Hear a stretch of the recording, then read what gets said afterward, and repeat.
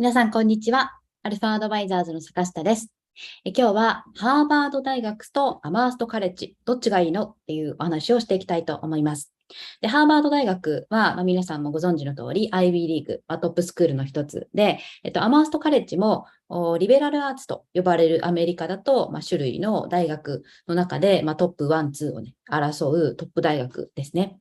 で、アルファアドバイザーズでは、今、海外の大学に行きたいという方からのご相談がものすごく多くなっていまして、で、高校生でこれから目指したいという方もいれば、今、小学生とか中学生でこれから海外大学を目指すためにどういうふうな進路を取っていけばいいのかっていうご相談もとても多いです。海外大学を目指す上では、どういう高校に行っているのか、どこの地域のどういう高校に行っているのかとか、どのような活動を今までしてきたのかっていうところが非常に大事ですので、直前にもう海外大学行きたいって言われてもですね、結構そこの戦略が立てにくかったりしますので、早い方は小学生とか、小学校に入る前のお子さんのご相談いただく方も増えております。で、今日は大学といってもいろいろ種類があって、特にアメリカ一つとっても、アイビーリーグとリベラルアーツカレッジというのは、規模も違いますし、授業の形式も、スタイルも違いますし、結構ね、違いが多いです。で、どちらもトップエリート校と言われている学校はそれぞれにあって、どっちに行ったらいいのかとか、どっちの方が自分のお子さん、あるいは自分に合っているのかっていうご相談も多いです。あと、卒業後の進路どうなんだとかですね。で、今日はそのあたりを、今、アルファでも大人気のね、アドバイザーさん、しかも日本だけではなくて、今、アルファグローバルで皆さんのサポートをしていますので、グローバルに皆さんのカレッジアドミッションのサポートをしてくださっている、もともとアマーストカレッジでアドミッションをしていたアドバイザーさんが来てくれています。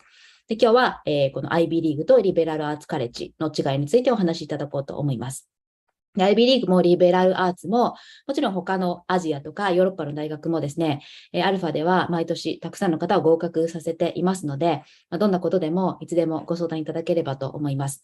いつも言っているように、本当にこれからは海外大学、できるだけなら海外の大学からですね、もっと早かった高校とかから行かれている方もいらっしゃるんですけれども、もう大学からぜひ海外に行っていただければと思っていますし、いくらでもいろんな方法、資金調達とか入学、受験の方法を含めていろいろありますので、いつでもご相談いただければと思います。はい、ということで、ここからはちょっと、英語でやっていこうと思います。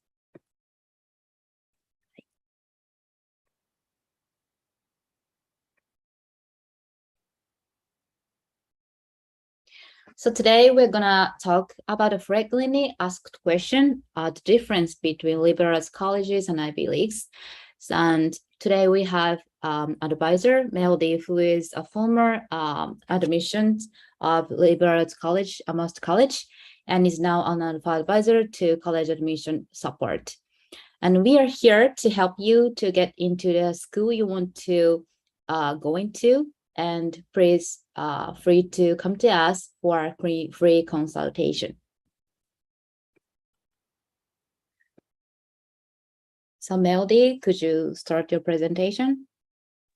Yes, of course. Thank you so much, Emmy. Thank you guys for joining us. I know that college application season is upon us. And so please feel free to come to Alpha Advisors for us to help you out. But for now, I will introduce myself. Hi, everyone. My name is Melody Dodu. I graduated from Amherst College in 2021. And I've also done a lot of work with the college, including as a summer intern, an international student orientation leader, a program coordinator at the Center for International Student Engagement, and most recently as an admission counselor at the Wilson Admission Center. I'm currently pursuing a Schwarzman scholarship, and so that's just a little bit about me. And today we're going to talk to you guys about what the differences are and also the similarities between liberal arts and Ivy League colleges to help you make the best informed decision.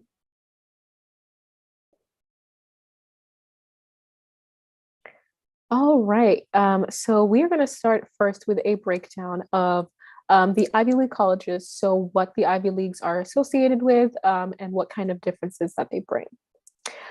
So the first thing that you should know to introduce the liberal arts colleges, to introduce the Ivy League colleges, is that it was initially created to be a sports association. And so it is an association of a number of different schools in the northeast of the US. So this includes schools such as Brown, Columbia, Cornell, Dartmouth, Harvard, Princeton, UPenn, and Yale. These are all found in the northeast of the US and have over time become associated with high selectivity as well as really high financial endowment and academic excellence. So there are a number of colleges that perhaps you may think that are Ivy Leagues, for example, Stanford or Penn State, but they are not in fact Ivy Leagues. And we'll talk a bit more about the kind of breakdown between schools like that in the liberal arts section. But for now, to focus on the Ivy Leagues, one of the main and really important points about an Ivy League important benefits is that they have very high brand recognition, and this can be helpful in terms of your post-graduation career.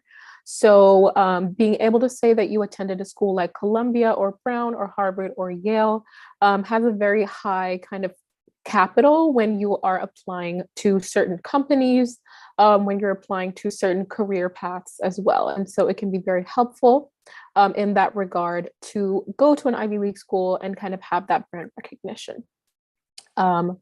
Another thing to consider is that Ivy Leagues may sometimes be a bit more expensive for international students. And so there are a number of Ivy League colleges that offer need-blind admission. So what that means is that colleges will look at your application and accept you as a student before looking at your financials, and they will meet your financial need should you so apply for.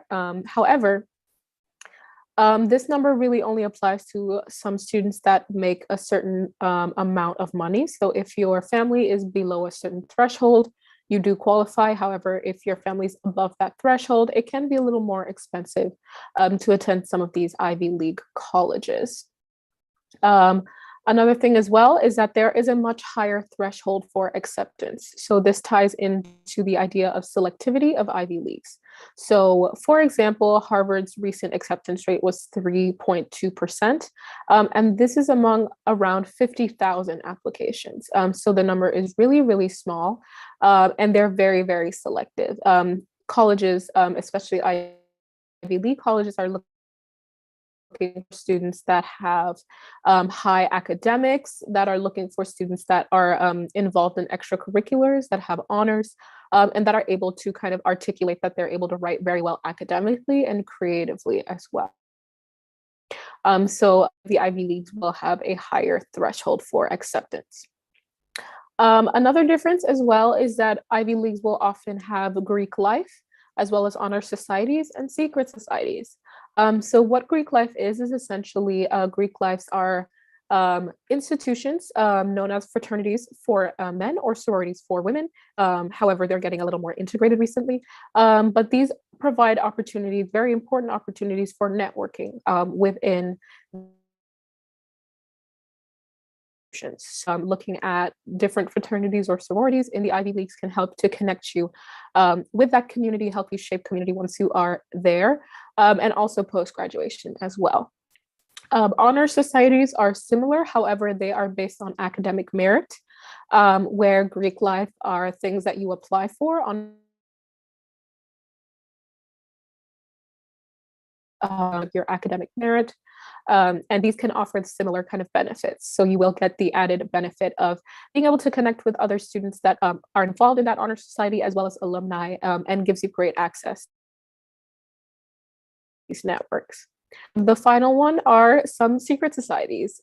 These are a little bit murky, so we're not quite sure what the process is to get into them. However, they offer, again, the same networking opportunities that other societies like the Honor Society or Greek Life will provide as well.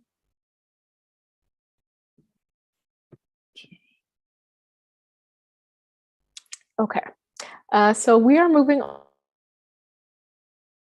So those were some differences between Ivy Leagues, and now we'll highlight some between the liberal arts. So an important thing to note about the liberal arts is that they offer equal opportunity for involvement in honor societies as well. For example, the Phi Beta Kappa Society, which is for the students that graduate in the top 10%. colleges in the US, which also offer the same networking opportunities and can also be really helpful for students as well. Some great benefits of the liberal arts are that they are often smaller than Ivy Leagues, and so they are easier to access in terms of having access to your professors and also access to research opportunities. Some examples that can be given are that students are able to be published by maybe their second or third year in undergraduate institutions in liberal arts colleges because they're to professors and to these research opportunities as well. These are available for students who are interested not just in STEM subjects, but also in the humanities as well. So we offer a wide range of different kind of subjects for you to involve yourself in. And the goal of the liberal arts really is to ensure that students have these skills that they need and they're able to acquire them from different in order to have that skill set to apply to whatever track they want to pursue after college as well. Another benefit is the quality of life on campus. So oftentimes you will see that liberal arts ranks high in terms of student satisfaction, student involvement, social aspects. Some of this is due to the size of liberal arts colleges, but also sometimes due to kind of the freedom of liberal arts colleges that they give you to be able to engage in different academic pursuits, as well as different extracurricular pursuits as well. An interesting thing to point out as well is that there are a number of liberal arts colleges that are considered little or hidden Ivies. And these are schools that have very equal academics to traditional Ivy League schools, but because they were not part of that original kind of athletic consortium, they are not considered Ivy Leagues. However, they have very features in terms of financial endowment, in terms of academic excellence, and in terms of selectivity. So some examples of little Ivies are Amherst College, which I'm a graduate of, as well as Williams College, Wesleyan as well. And some examples of hidden Ivies are, for example, Tufts University, and et cetera, and et cetera. So this is to imply that the academics are really very equal. Really set the Ivy apart from the liberal arts is that they have a more kind of established network, whereas the liberal arts are a little kind of the social capital that you have going to the liberal arts can depend on which one you go to. There is equal recognition in terms of going to one of these little or hidden Ivies, as there would be to an Ivy League school, but global and Ivy Leagues are a little more recognizable in that sense. So this is a number of differences between the Ivy Leagues. I do also want to kind of highlight some of the similarities between Ivy Leagues and liberal arts. So as I mentioned before, again, there are very similar academic kind of goals as well as academic classes. So in the US, a lot of our classes are either based in kind of lecture-based courses where you sit with your or discussion-based courses, which have smaller class sizes and are more involved in terms of research, in terms of writing academic papers and such. So both the liberal arts and Ivy Leagues are very equitable in that sense, as well as in some cases, the financial endowment. So depending on the size of the liberal arts college, in some ways that you can actually find colleges that have a really high endowment.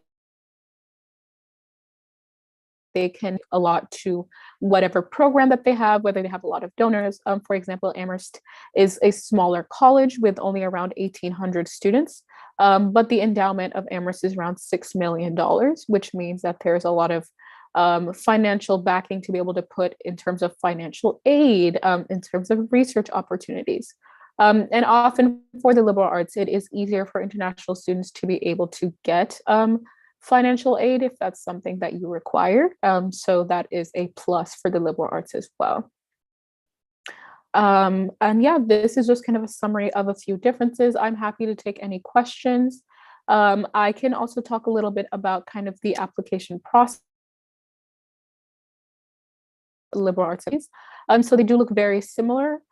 and admission officers are looking for mostly the same things. So we are looking at how well you are able to write and craft a story. We're looking at the extracurriculars that you're involved in, not just the number, but also the depth of involvement. So if you, for example, are in a chess club, how involved have you been? How many years have you done chess? Did you win a championship? Have you kind of graduated to maybe being the some different things to look at in terms of extracurriculars as well. If you won any awards or honors, those are always great to put on your application. And we're also looking for students that kind of have a wealth of experience, not just in terms of their identity, but a wealth of experience in terms of being able to share that with admissions counselors. So these are a couple of things that all of the US schools will look for. There is some flexibility in the essay and in some of the prompts that will allow you to really kind of show your character, show your own individuality. And those are usually the best part of the application, the parts that our admission counselors love to kind of read and engage in. So these are some differences. If you have any questions, I'm happy to take them. I'm happy to answer them for you. And also in the future, as this new academic cycle is rolling around, I'm happy to, with the help of Alpha advisors, consult with students that are interested in applying to schools in the US. Yeah, thank you. So interesting. So there is some question.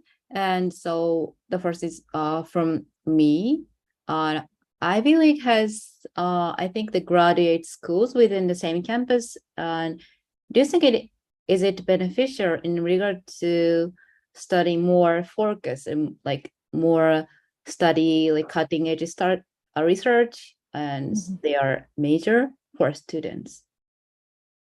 Yeah, this is a good question. So yes, a lot of the Ivy League are universities, which means that they have both undergraduate and graduate students and institutions. For some of the Ivy Leagues, I would say that in fact, because of their size, it can be a bit difficult to access some of the opportunities. So lots of classes, for example, will be taught by teaching assistants that are graduate students if you're an undergraduate student. A lot of the research opportunities will be given to graduate students as opposed to students. And so in some respects, it can be easier to apply for graduate school in Ivy Leagues, but for undergraduate, I think it's a little more difficult to kind of specify in that sense. It's also not entirely guaranteed that if you go to a liberal arts school undergraduate, that you will go to the graduate college of that same institution. Usually it will work that way, but it's not 100% guaranteed. And there are a lot of students that come from different liberal colleges around the US that will apply for graduate school and get in. So it's not like an automatic track. Okay. Yeah. So. Okay, thank you. So there are a lot of questions from audience. Okay. And the first is, when do the students decide their major in academic programs in Ivy Leagues or liberal arts colleges each? Yeah, this is a great question. So depending on the school, it will vary. So in some schools in the US, mostly liberal arts colleges, especially those that have open curriculums like Amherst, and for Ivy Leagues that have open curriculums like Brown, usually you are able to kind of explore a bit in your first and second year, and you'll usually be asked to submit your major preferences at the end of your sophomore year. So that's the end of your second year. In some of the US colleges, this can, depending on your interest, if you're very deeply interested, for example, in business or in medicine, you should start earlier. And so maybe you would want to make sure that you are declaring your major somewhere around the end of your first year or the beginning of your second year. But mostly for most schools, the deadline will be the end of your second year, and then you're able to engage in that major going forth. Lots of schools will also offer opportunities to minor in a subject. So if you maybe are very interested in computer science, but you also want to try and delve into psychology, you could major in computer science and then have a minor certificate in psychology as well. So these are kind of the deadlines for different colleges around the US. Okay, thank you. So the next question is, why do some people in the US prefer to go to liberal arts colleges over Ivy League schools? This is a great question as well. So experience and also kind of speaking with others in admission and other students, students do prefer liberal arts because they offer a little more freedom than some of the Ivy Leagues. They offer kind of more resources, and also there's a lot of social aspect to go with it. So being able to kind of find your place in college can be very difficult. And I think that students have found that at liberal arts colleges, where there are lots of student resources available, lots of student clubs available, and where the communities tend to be smaller, that they can kind of find their space in college as well. So in addition to the academic experience, they also want that like personal experience and that professional experience, and liberal arts kind of fine specific lens on making sure that students experience all aspects of colleges. Yeah. Okay, thank you. Yeah, liberal arts colleges, more people in Japan also are interested in liberal arts colleges, the tight-knit community, and yeah, easier access to professors and research and faculties. Okay. So how are Ivy Leaguers and the liberal arts viewed by companies? Are Ivy League people more preferred, or liberal arts people more preferred? Of course, it depends on the industry and the person's ability, but in general. Yeah, so you hit the nail on the head. It definitely depends on the industry and the preference. But for certain spaces, for example, in financing or accounting, there is, I think, still kind of a slight preference for students that have gone to the Ivy Leagues in terms of evaluating the application. So perhaps if it's seen that you went to Yale or you went to Harvard, your application won't be as scrutinized as someone who went to a liberal arts college. But again, I did mention like little or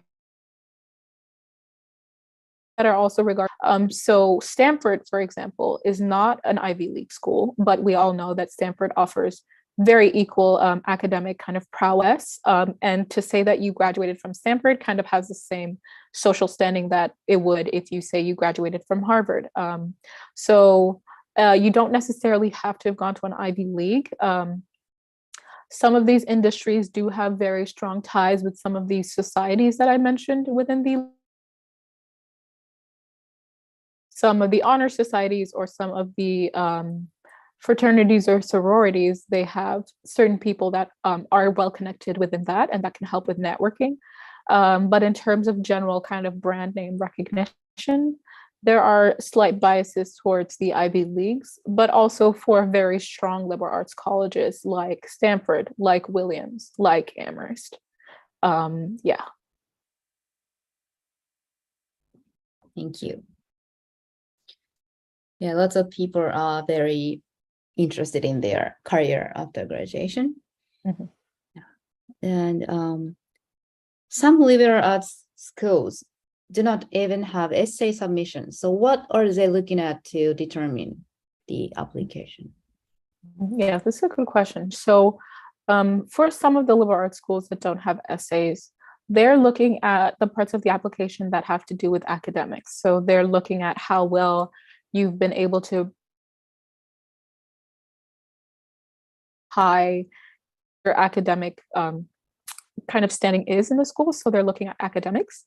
They're also looking at extracurriculars. I mentioned a little bit about that before, but again, not just with like a breadth of experience, but also a depth of experience.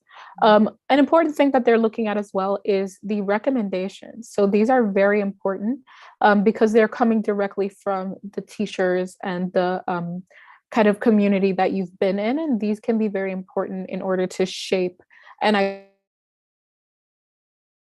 are requesting an application and a recommendation for your application, you want to make sure that you are asking a teacher that is not just a person that you're doing well in their class, but a teacher your kind of ability in class, because what would make the difference between a student that whose application is a little stronger than another student is that you will see from the recommendations that the teachers or the counselor really know the student well and know that the student will be able to fit into the community. So recommendations are quite important there as well. And then looking at any kind of miscellaneous activities, if you do art, submitting like an art portfolio. If you do dance, submitting a video or music. People are looking at students that have those skills as well. So mostly what the essays function is, the main college essay, which gets sent to all the schools you apply to, is to introduce you as a student, to introduce you as a person, and to kind of tell us something that maybe other parts of the application haven't told us before. There are some really good examples of really good essays that I can link in the chat. But mostly the best essays for college essays will tell a story that shows who the student is and how the student is able to fit into the community of the college they're applying to. And then other like additional or extended essays that are not required, we'll just kind of do more of that creative work. So for some liberal arts colleges that don't ask for essays, they're focused more on academics and more on how other people will speak to the student rather than the student kind of speaking for themselves. Thank you. So the next question is regarding SAT. SAT is optional in many schools these days, but is it still preferred to submit it? This is a good question as well. So for standardized testing like the SATs or the ACTs,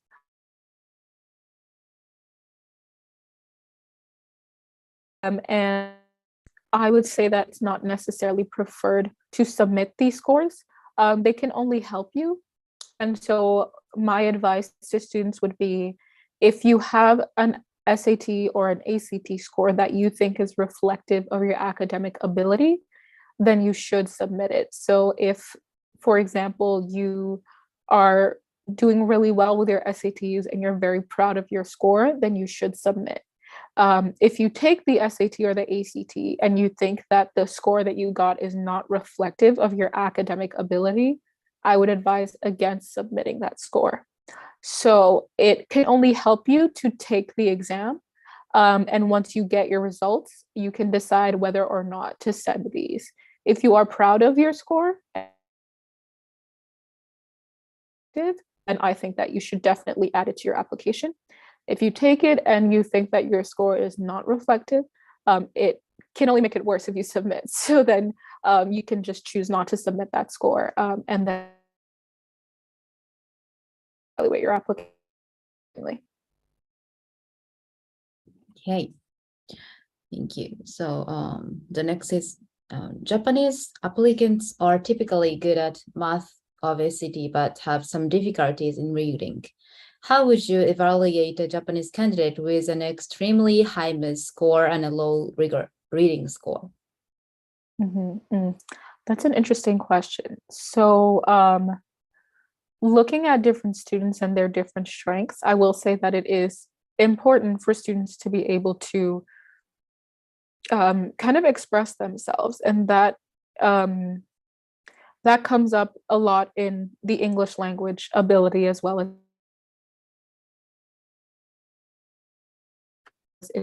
so again, it can only help you if you have kind of a higher reading score. Having a high math score and a lower reading score is not necessarily a detriment, but might flag to some of the counselors that it would be a little difficult for that student to adapt of model, because there is a lot of reading in college, whether it's like math or STEM or reading all the time. You're writing all the time, and mostly the language of instruction is English. A lot of schools across the US will have support for academic writing, like writing centers, but there's just some of a gap that going to be able to be before you submit to college. So my advice would be to work really hard on making sure that you get like a score that you're going to be proud of for reading, because it is important. But also acknowledging that if you do have a very high math score and you're interested in specific math topics, so if you want to do like computer science, if you want to do statistics, if you want to do econ, it's not necessarily a detriment to you, but that reading score will be important as well. Thank you. I agree on that. Okay, so that's all for the question from audience. And yeah, so we are here to support your college admission and make you get admitted to your dream school. And so please come to us for free consultation. So our admission consulting offers students are accepted to liberal arts colleges and also Ivy Leagues in the US and winning scholarships. We have an affordable full individual support at 1/3 of the cost of others, and thorough and speedy advice via Skype and online chat.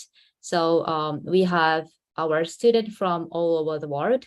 Best resume, essay, extracurricular activity support, interview preparation, and SAT, TOEFL, IELTS, Duolingo preparation. And thorough goal setting. Why it is cool? This is very important in writing your essay, and logical construction is also very important as well.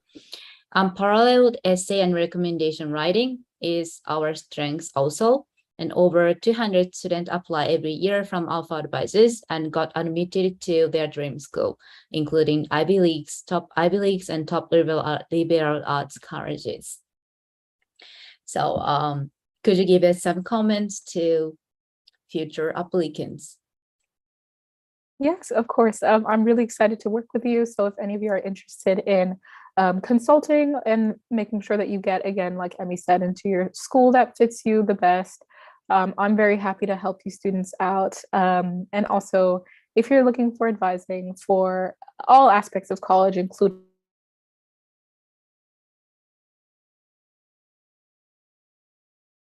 where you can find other abroad as well, I'm very happy to do that for you. So really exciting to be working with Alpha Advisors. And if you feel like you want some free counseling, please feel free to get to click on it.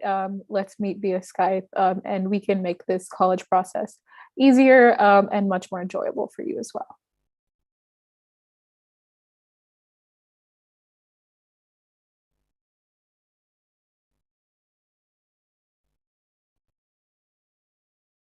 So thank you for everyone, to audience.